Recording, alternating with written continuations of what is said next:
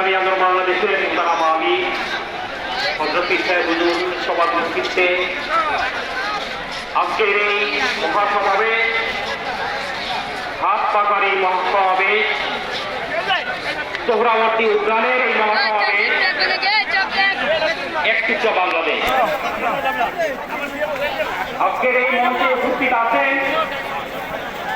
এদেশের সকল মানবতাবাদী, দেশপ্রেমী, ইসলাম প্রিয় সকল রাজনৈতিক শক্তি এবং সকল ধর্ম, মত এবং যাদের প্রতিনিধিত্বশীল ব্যক্তিদের সমন্বয়ে আজকের এই মঞ্চ।